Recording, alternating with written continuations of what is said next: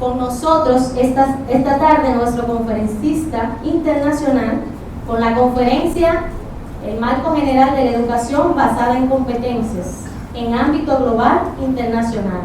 Recibimos al doctor Carlos Marcelo de la Universidad de Sevilla.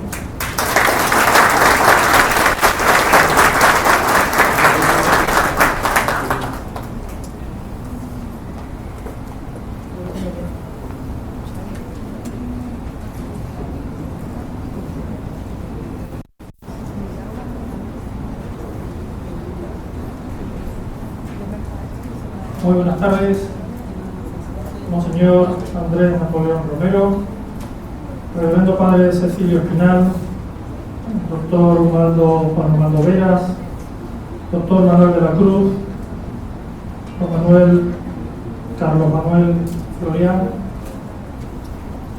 Mi más sincero agradecimiento por la invitación que la Educateva me ha hecho para compartir con ustedes esta aventura, vamos a llamarla aventura. Padre Cecilio, muchas gracias por su presentación, me lo ha puesto complicado. Esperemos que al final, no sé si en términos taurinos daremos la vuelta al ruedo, cortaremos alguna oreja o simplemente saldremos corriendo, y por eso estoy aquí cerca de la puerta. Hay algo que no se ha dicho en la presentación y que quiero decirle. No es la primera vez que vengo a Dominicana, estoy muy comprometido con algunos proyectos que aquí en Dominicana se vienen desarrollando.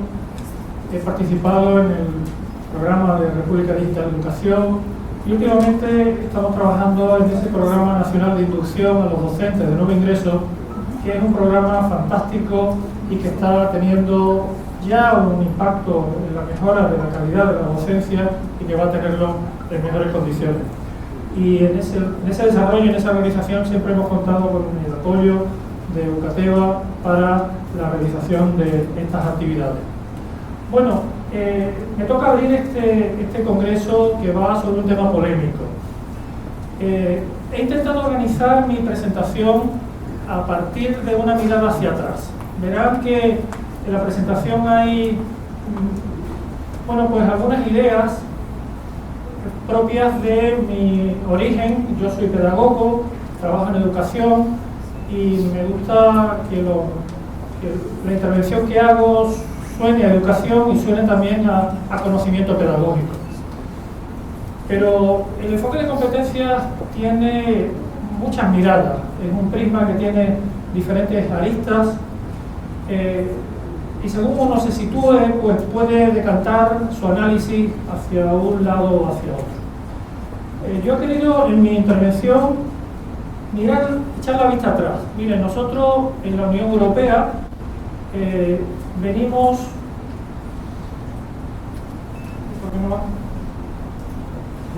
ya de hace 20 años. Es decir, hace 20 años estamos involucrados en un proceso que fundamentalmente es de renovación de estructuras, de renovación de procesos, de renovación de maneras de enseñar, de renovación de maneras de pensar la enseñanza y el aprendizaje. Y después de estos 20 años todavía nos quedan muchas cosas por hacer. Lo que hemos aprendido es que, como casi todo en la educación, no tenemos la varita mágica que diga que si algo lo nombramos de una manera, ya la realidad se transforma por el mero hecho de nombrarla. Es decir, no por tener mallas curriculares, no por tener titulaciones que se denominan basadas en competencias, ya se ha producido un cambio y una transformación real, evidente, en los procesos de enseñanza y sobre todo de aprendizaje de los estudiantes. Esto lo hemos aprendido. El enfoque de competencias para nosotros ha sido el argumento que nos ha permitido transformar nuestras instituciones educativas para que sigan siendo esas instituciones que el señor rector de esta universidad ha nombrado, haciendo también referencia al Papa San Juan Pablo II.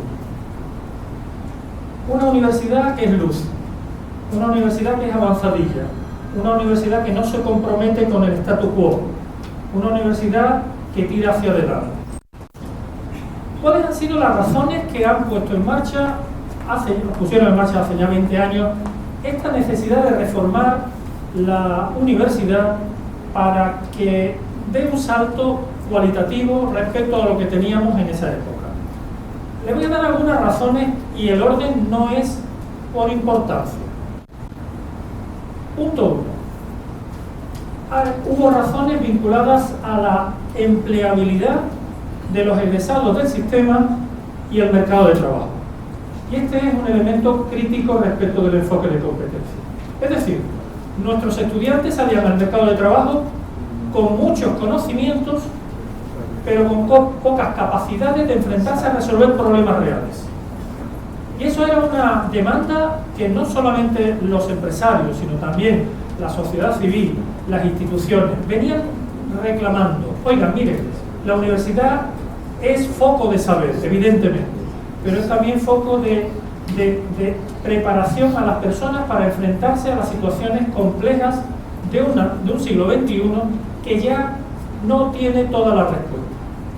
Y eso motivó un acuerdo social en toda la Unión Europea, fíjense, ahora mismo somos 27 países, antes éramos menos, pero en torno a lo que se llamó el proceso de Bolonia. Y todos los ministros de educación se pusieron de acuerdo para reorientar las universidades hacia una meta, cuál es la renovación de esas universidades para que sean conscientes de que el futuro de sus egresados, es decir, de sus ciudadanos, en definitiva de las personas que van a trabajar, bien en la élite o bien en el puesto de trabajo que sea, ese compromiso de que cualquier persona tiene que estar abierta y con capacidad de aprender continuamente. Por tanto, punto 1, razones vinculadas con la empleabilidad. En segundo lugar, razones vinculadas con el cambio en la sociedad, fundamentalmente atravesadas por las tecnologías. No quiero decir que las tecnologías son la causa por la que hablamos de las competencias. No, las tecnologías están transformando los procesos de comunicación, de aprendizaje, de compra, de trabajo.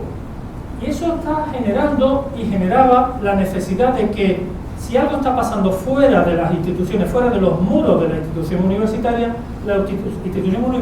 o escolar tenía que estar permeada a ese cambio. Que si nuestros ciudadanos, nuestros estudiantes van a desenvolverse en una sociedad en la cual el conocimiento es valor, no solamente por tener un diploma en tu casa, sino porque si no tienes conocimiento vas a desempeñar puestos de trabajo muy poco cualificados y eso no tiene un beneficio importante para ti y para tu sociedad, porque al final uno no puede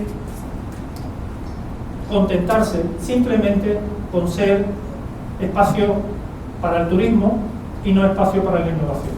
Y ese es el debate que muchos países están teniendo, que estamos teniendo nosotros. Si no estamos cualificados, no generamos conocimiento. Si no generamos conocimiento, no generamos innovación, no generamos patentes, no generamos capacidad de atraer talento. Esa es la diferencia. En tercer lugar, y vinculado con esto, la idea de que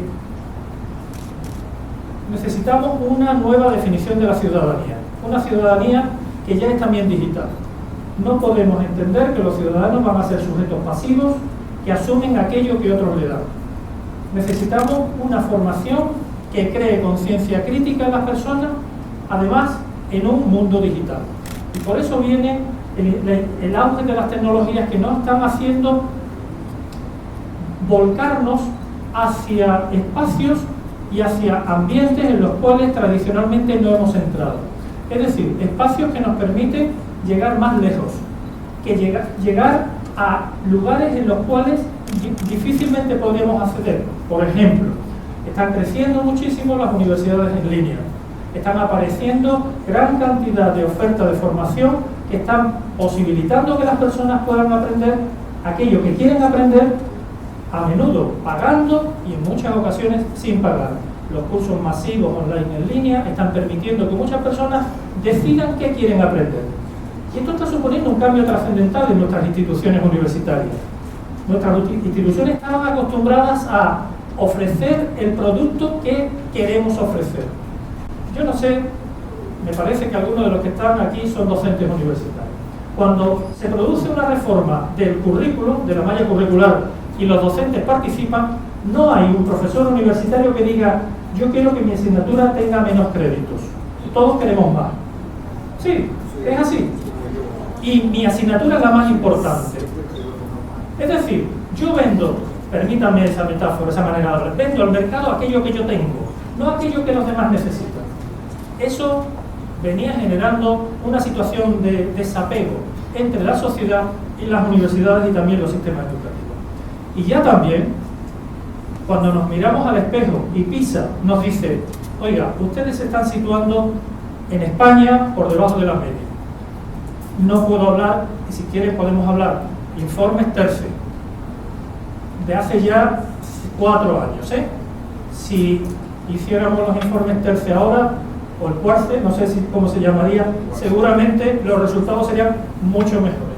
Pero aún así nos ponen frente al espejo de qué estamos haciendo para que ciertos resultados de aprendizaje, que son los que miden las pruebas internacionales, nos sitúen ante la verdad, ante el cuento del rey desnudo.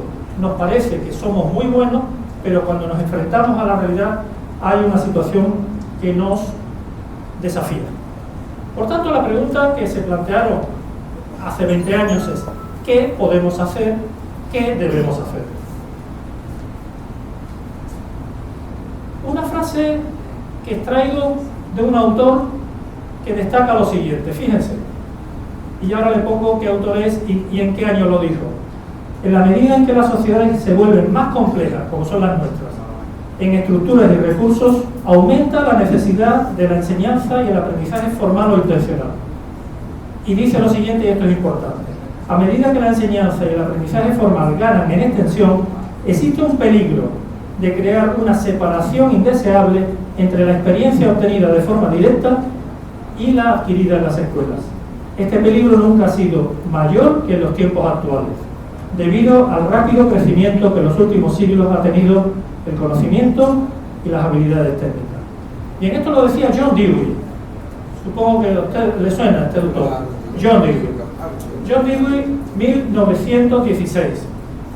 Ya llamaba la atención de cómo había un progresivo desapego, una progresiva separación entre el conocimiento, las maneras de enseñar en las instituciones educativas y lo que pasa afuera.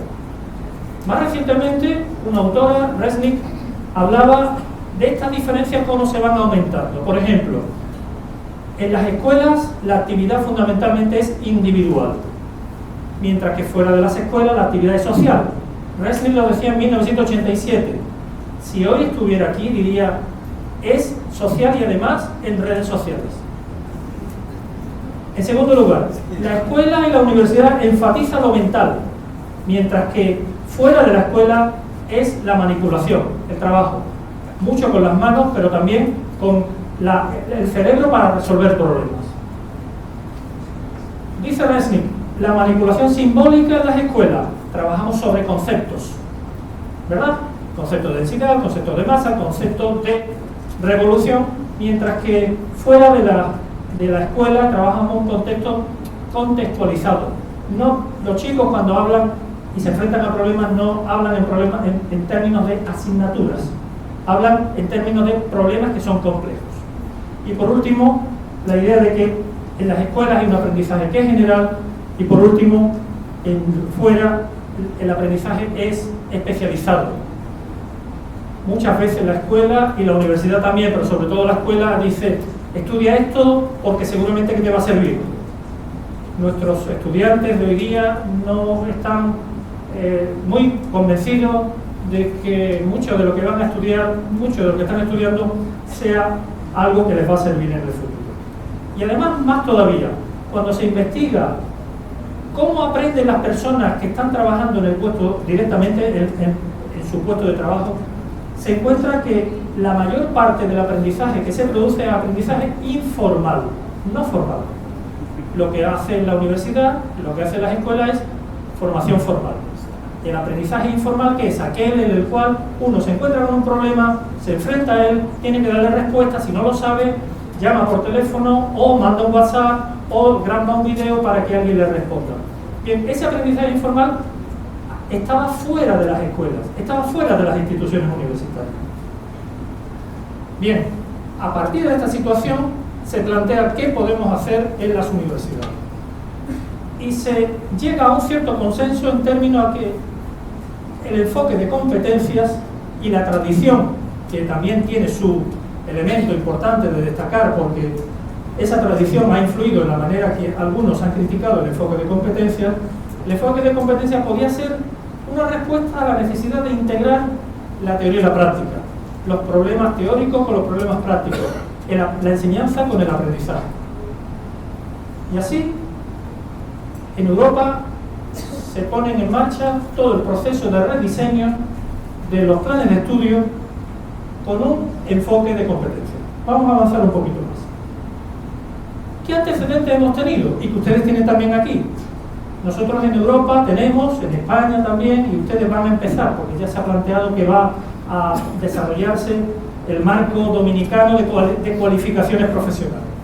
La formación profesional, o la formación técnico-profesional, en España se le llama profesional, creo que aquí es técnico-profesional, había venido trabajando ya por competencias, y sus diseños curriculares eran por competencias en Europa. Y eso aseguraba una inserción laboral muy rápida, porque la persona que estaba aprendiendo un oficio, aprendía el oficio en la institución de formación, pero tenía unas prácticas guiadas en el centro de trabajo. Ese enfoque de competencia permitió sentar las bases para trasladarlo a la universidad. Y esto ha supuesto también una cierta crítica. ¿Por qué? Porque no es lo mismo formar por competencias a un camarero, a un pinche o a un asistente de hotel, o sea, a la persona que te recibe cuando está, que formar a un filósofo. Las competencias no son las mismas. Y ahí ha habido una cierta crítica. Cuando hablamos de competencia, el proceso ha sido complejo en nuestro caso. ¿Por qué? Porque es un concepto polisémico. Según donde usted mire, el significado es uno u otro. Porque así una competencia para algunos es la capacidad de arreglar un aparato de electrodoméstico haciendo un diagnóstico previo utilizando determinada máquina, cuando para otros la competencia es la capacidad de aprender a aprender. Son dos niveles distintos. ¿Qué nos decía la OCDE sobre una competencia? Bueno, pues la capacidad para responder a las demandas y llevar a cabo tareas de forma adecuada. Una competencia es la capacidad que una persona tiene de enfrentarse a problemas y resolver esos problemas. La competencia no es solamente técnica, la competencia es mental y también emocional. La disposición que una persona tenga para aprender y enfrentarse a resolver esos problemas. Esa competencia tiene diferentes componentes, unos atributos personales. Son el conocimiento, la motivación, las habilidades, todo aquello que la persona tiene que hacer. Generalmente las universidades hemos trabajado en este punto. Generalmente las universidades hemos trabajado en ofrecer conocimientos, ofrecer habilidades, pero sin embargo no hemos creado oportunidades para la aplicación de esos conocimientos, de esas habilidades, de esas actitudes en contexto. Por eso, entender una competencia y definir una competencia no es decir qué es lo que una persona tiene que saber, sino que tiene que saber para enfrentarse a qué problemas y en qué contexto y en qué condiciones de realización. Lo cual significa repensar el currículum de una manera bastante profunda.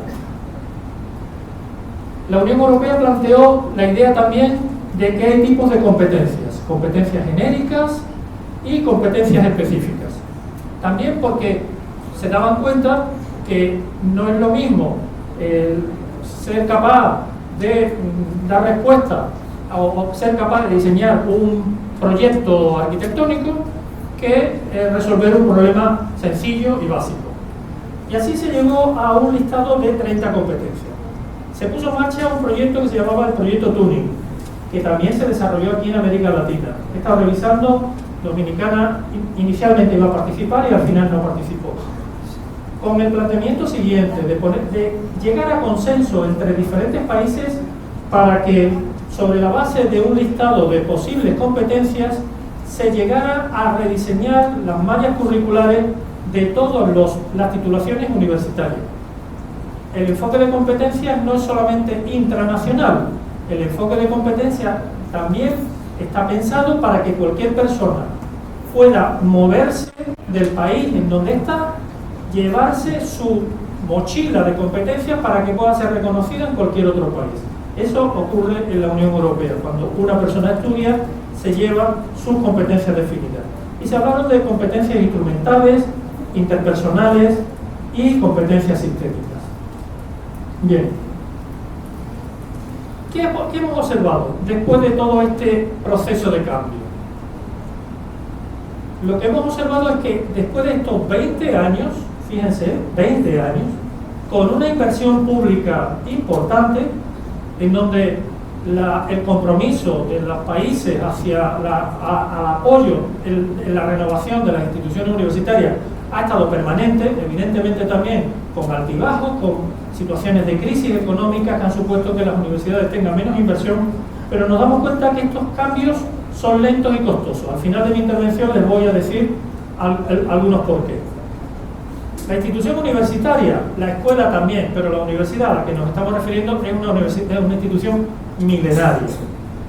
Fíjense ahí en la imagen y podrán encontrar diferentes tipos de alumnos: el aplicado, el que está chateando, el que está dormido y el que, bueno, está ahí pasando el tiempo. Bueno, no es la universidad que nos encontramos, pero sin embargo esta sí es verdad. ¿Qué ha pasado? Pues que a veces el cambio ha sido más cosmético que profundo. Hemos cambiado los computadores por las bancas, las sillas fijas por las bancas móviles. Hemos hecho que nuestros estudiantes estén vestidos de manera muy variada y que la profesora pues está mucho más cerca del alumno, no está en el atril como estoy yo.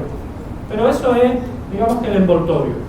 A menudo nos ha pasado que no hemos llegado a establecer el elemento fundamental del enfoque de competencia. El enfoque de competencia, desde mi punto de vista, no es más que pensar cómo aprenden, cómo aprendemos y cómo debemos organizar el aprendizaje de nuestros estudiantes en esta sociedad que requiere de personas con capacidad de innovación, con capacidad de creatividad y con capacidad de sobrevivir a la incertidumbre, donde las respuestas no están dadas y uno tiene que saber dónde tiene que buscar el conocimiento.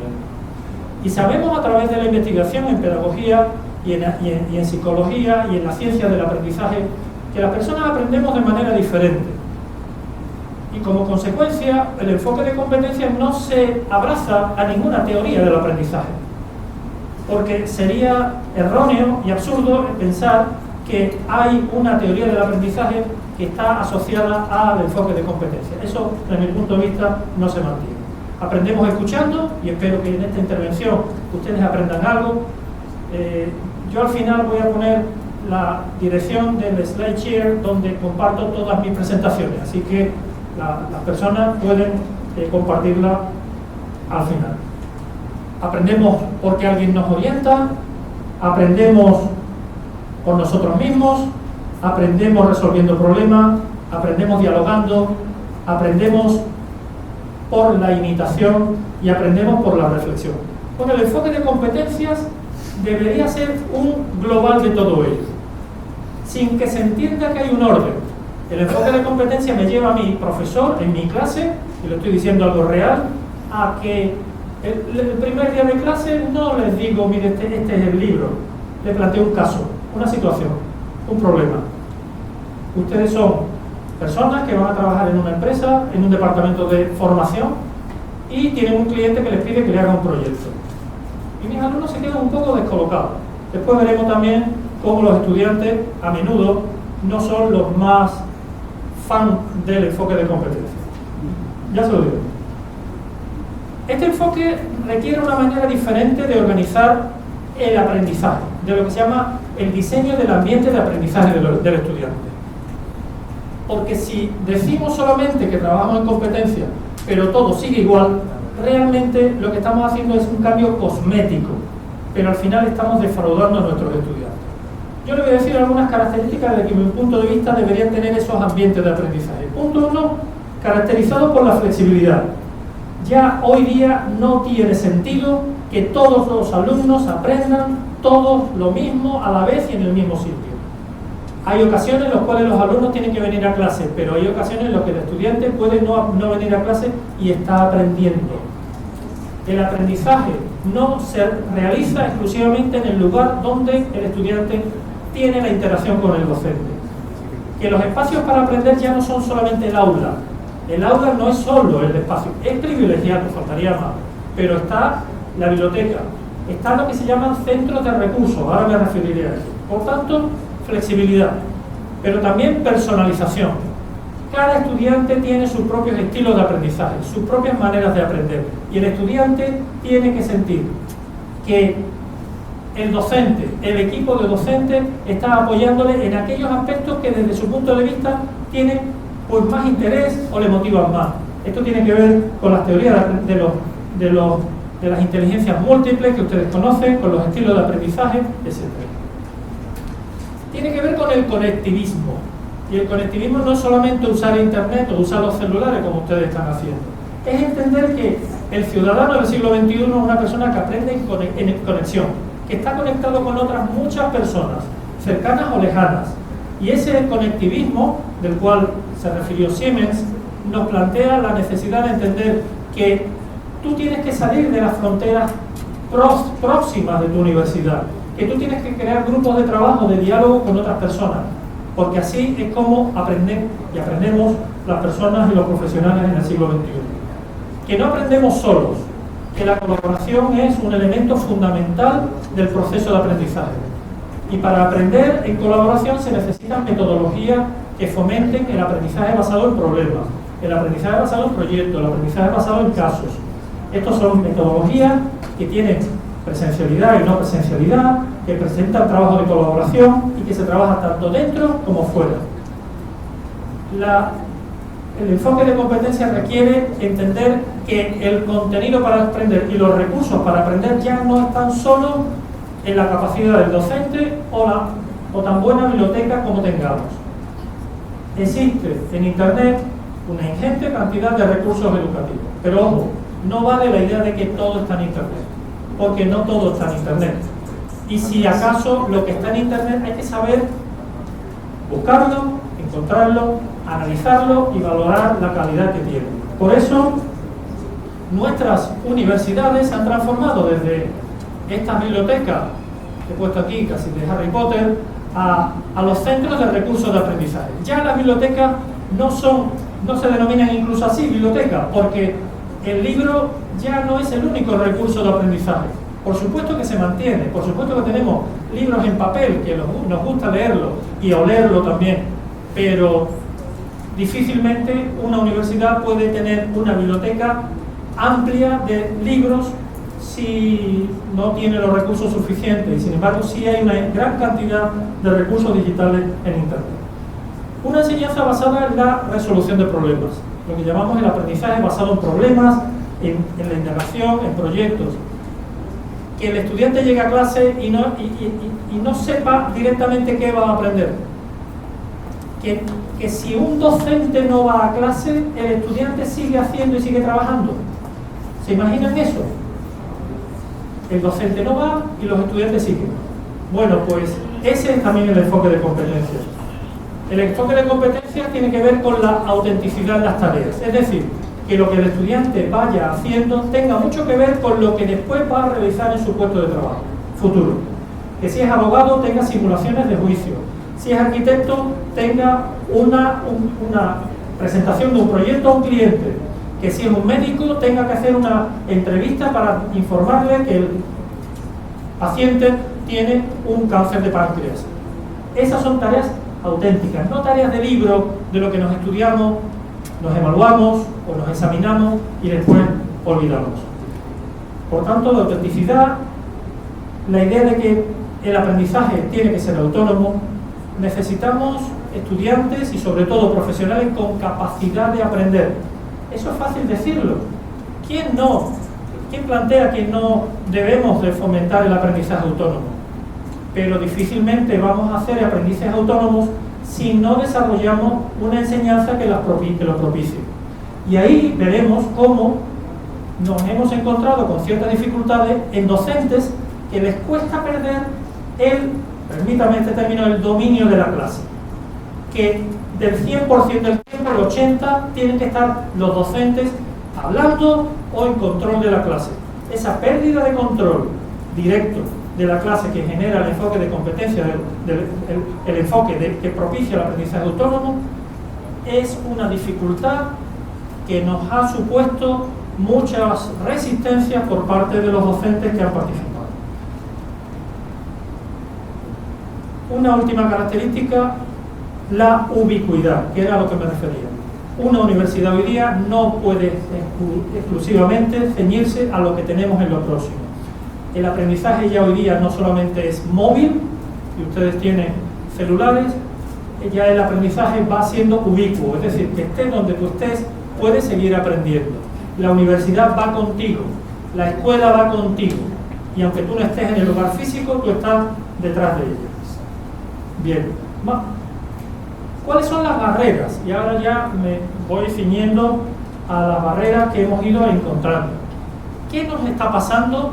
Que ante esta idea del enfoque de competencia, bueno, tenemos que ir superando algunas limitaciones. Voy a diferenciar dos tipos de barreras. Barreras institucionales y barreras personales. Y ahora digo algo que creo que hay que decirlo también.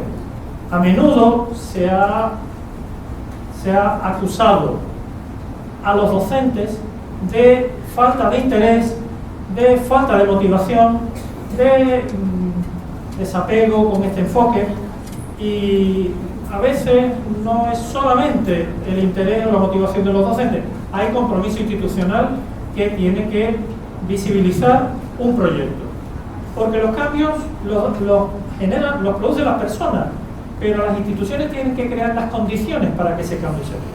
Y si no están las condiciones creadas, si no un centro educativo, el equipo directivo, junto con todos sus docentes, no plantean un proyecto de reforma de la manera de enseñar, difícilmente los padres van a asumir que un docente haga algo diferente y les llame la atención.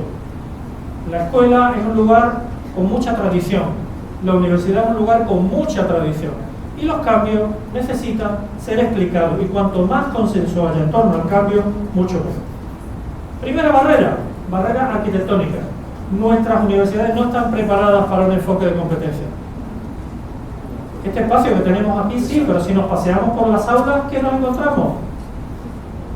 En las mías, en la mayoría, esto que todos ustedes tienen, bancos fijos, todos mirando hacia la pared, en donde el docente sigue teniendo un papel importante. Evidentemente allí hay un monitor, ¿verdad?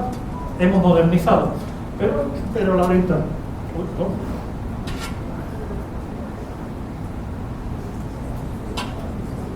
Pero el diseño es el mismo. ¿Qué están haciendo ya las universidades que han dado ese paso? Han roto ladrillos, han creado espacios abiertos, no han creado aulas, y digo aulas. Vengo de Andalucía y a veces aspiramos. No han creado jaulas. No han creado jaulas. ¿Qué es lo que parecería que son las instituciones educativas? En los centros escolares preuniversitarios uno encuentra ¿qué? ¿Qué encuentra? Aulas, ¿verdad? Donde uno se encuentra 30, 40 o más niños apiñados, todos sentados mirando al profesor, ¿sí o no? Ese es lo normal. Bueno, ¿qué paso se está dando ya en muchos centros educativos y también en universidades? Entender que si queremos crear un ambiente de aprendizaje nuevo, tenemos que crear espacios que permitan que los estudiantes puedan moverse, que 2 o 3 docentes estén en el mismo espacio, que puedan convivir chicos de diferentes edades. ¿Quién dice que los niños tengan que estar separados obligatoriamente por edades? Cuando ustedes tienen las escuelas multigrado, ¿o no? ¿Y qué pasa? ¿No funciona? Si se les apoya a esos docentes, perfectamente que funciona. Por tanto, punto 1. ¿Cómo concebimos el espacio arquitectónico es un elemento que está ya dando pasos diferentes. En segundo lugar, la organización del currículo. El trivium y el quadrivium siguen empezando. Si organizamos el currículum por materias, el enfoque de competencias no tiene sentido, así se lo digo directamente. No tiene sentido. ¿Y qué pasa? Que hay un problema. El profesor, ¿qué dice? No, tiene que estar mi asignatura, ¿eh? No dice la asignatura, mi asignatura tiene que estar. Y si está la asignatura, ¿qué tenemos? Al final un conjunto, como si fuera un gran sándwich, donde vamos metiendo muchas capas de diferentes asignaturas. Pero el enfoque de competencia pretende superar esa división del currículum en asignaturas. Por supuesto, en educación secundaria, aquí en República Dominicana, ya se ha planteado un nuevo currículum basado en competencia, pero que también, de alguna manera, sigue reconociendo que existe una lengua y que existe una matemática y que existe una ciencia y que existe una... ¿De acuerdo?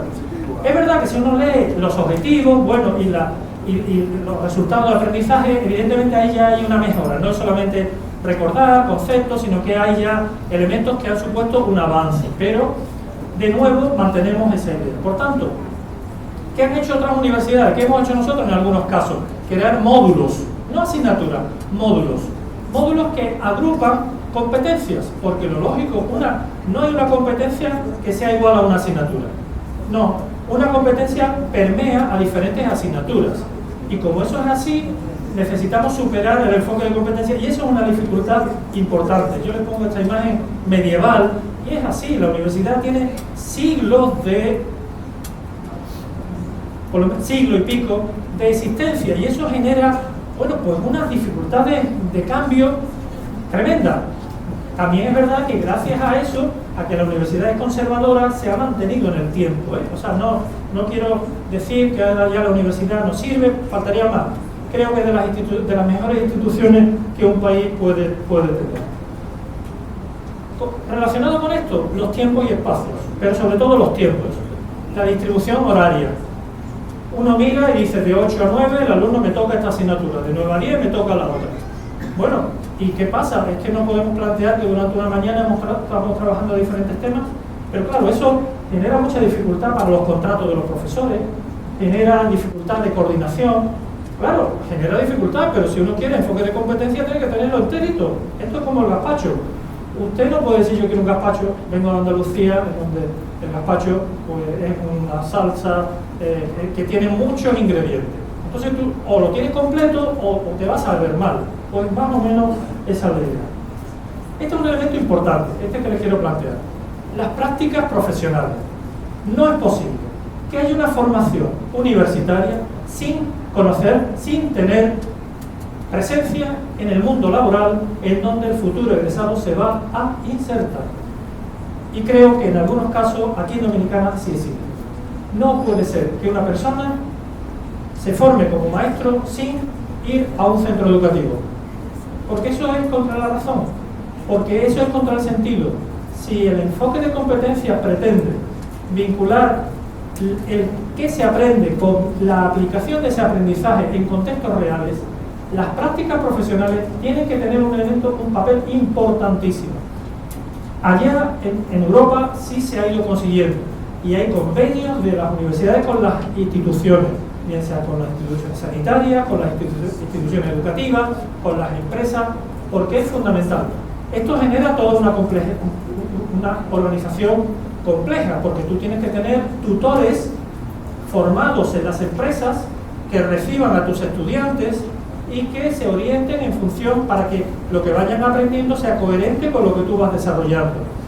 Esa orientación a tiempo parcial, una parte en la empresa y otra parte en la universidad, es fundamental. Otro componente, los débiles sistemas de innovación, formación y evaluación docente. Las universidades se plantean el enfoque de competencias, pero después no ponen en marcha los mecanismos para asegurar que sus docentes están bien formados. Y eso no significa darles un cursillo, eso no significa que participen en un diplomado breve, no. La formación es un proceso a lo largo de la vida, y eso requiere que la universidad tenga un departamento de formación para su profesorado. Formación que tiene que estar vinculada con la evaluación. Es decir, que la formación se organiza a partir de las necesidades formativas que los docentes tengan. ¿Qué nos hemos encontrado también? Claro, un profesor quiere innovar, pero dice, bueno, ¿dónde tengo el ordenador? República Digital todavía no ha llegado a mi centro, ¿verdad? ¿No ha llegado a su centro todavía, madre, hermana?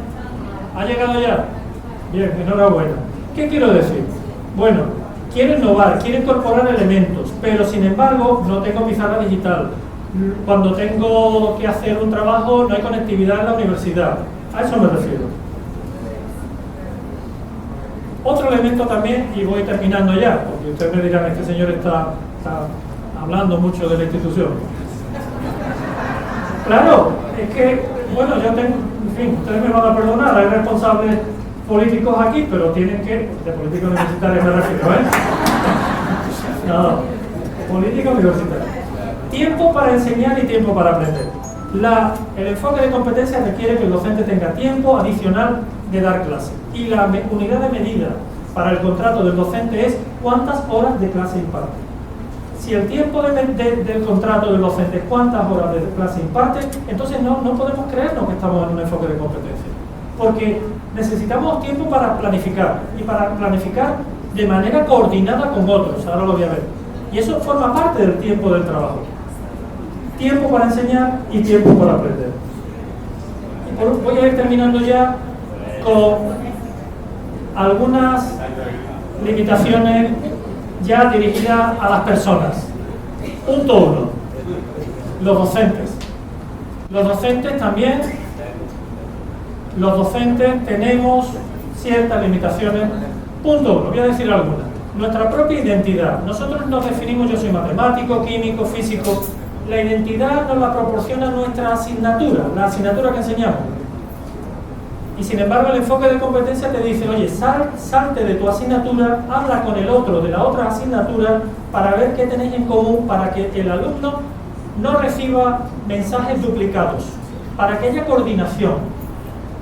Y ese es un elemento complicado porque el docente desde que empieza se identifica con aquello que le da pues seguridad y esa seguridad se la da el formar parte de un se llama Invisible College, un colegio invisible, el colectivo de docentes que forman parte de esta profesión.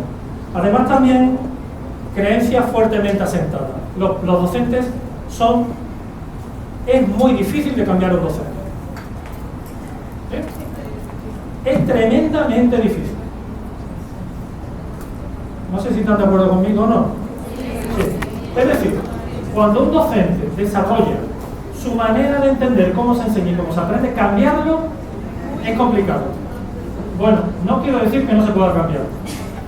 Requiere proceso de acompañamiento. Y aquí voy a abrir la cuña publicitaria a la que me refería anteriormente con el Programa Nacional de Inducción. Atender a los docentes que empiezan en su primer año es fundamental, porque es el primer año donde se crean los vicios, donde si tú no tienes un apoyo de una persona que te esté dando una asesoría, un acompañamiento, vas a aprender de las malas prácticas de los otros docentes que ya están en el centro educativo. Por eso es tan importante la inducción a los docentes de nuevo ingreso, tanto no universitarios como universitarios. También ocurre lo que Fuller llamaba la competencia no reconocida y la incompetencia ignorada. Fíjense, la competencia no reconocida, es decir, hay muchos buenos docentes que no sabemos que son muy buenos docentes. Y hay muy malos docentes que no sabemos que son malos. Eso genera una situación de malestar en los docentes buenos que dicen, ¿a quién le importa? Bueno, sí, a mí me han evaluado, ha venido un señor, me ha pasado una encuesta, sí, de acuerdo, me van a dar un dinerito. Pero lo que hemos aprendido por la investigación es que la motivación del docente para mejorar no es por dinero. Por supuesto que los chelitos a todo el mundo le gustan. Es motivación intrínseca, de ver que tus alumnos están aprendiendo. Y eso requiere una manera de entender la formación determinada. Ya con esto voy concluyendo. No pensemos que los nativos digitales son los más apasionados, los que van a estar empujándonos a nosotros en este proceso de renovación de las enseñanzas. los nativos digitales a menudo nos encontramos que son resistentes a este enfoque. Nos encontramos con estudiantes que vienen de la enseñanza secundaria que cuando no encuentran que el docente está hablando, piensan que ellos no están aprendiendo. Es decir, si se les pasa una mañana sin que el cuadernillo lo mantienen en blanco porque lo que han estado es trabajando, discutiendo, debatiendo, dicen no he aprendido. Y también, ojo, el enfoque de competencia significa más trabajo para el docente, pero también más trabajo para el estudiante. Y a veces los estudiantes quieren aprobar, no aprender. Esa es la realidad que nos hemos encontrado. Ojalá aquí sea diferente. Bueno, con esto ya concluyo. Las universidades, como decía, son y somos instituciones centenarias, milenarias. La escuela, por supuesto, también. Y tiene esta diatriba, hacia dónde vamos. Y no vale decir, nos enganchamos al enfoque de competencia, ya estamos en el enfoque de competencia, seguimos el enfoque de competencia como un bla, bla, bla. Eso no conduce a nada. Así que mi recomendación siempre es, empecemos por poco y no vayamos diciendo que estamos donde no estamos. A nosotros nos ha costado 20 años y si ustedes me preguntan, ¿su enseñanza es basada en competencia? Yo le diría, la mayoría sí, pero en muchos casos no.